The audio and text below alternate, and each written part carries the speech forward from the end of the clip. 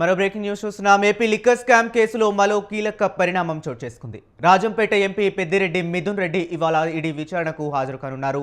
Liquor scam కేసులో ఇప్పటికే SIT అధికారులు మిథున్ రెడ్డిని అరెస్టు చేయగా ప్రస్తుతం మిథున్ రెడ్డి బెయిల్పై ఉన్నారు. ఈ నేపథ్యంలో మిథున్ రెడ్డిని మనీ లాండరింగ్ కోణంలో ఈడీ ప్రశ్నించనుంది. నిధుల మళ్లింపులో ఆయన ప్రమేయంపై ఈడీ కీలక ఆధారాలు సేకరించినట్లు తెలుస్తుంది.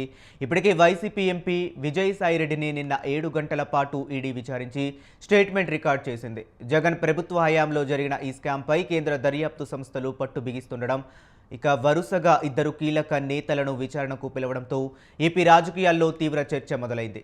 రానున్న రోజుల్లో ఈ కేసు ఇంకెన్ని మలుపులు తిరుగుతుందనేది ఆసక్తికరంగా మారింది.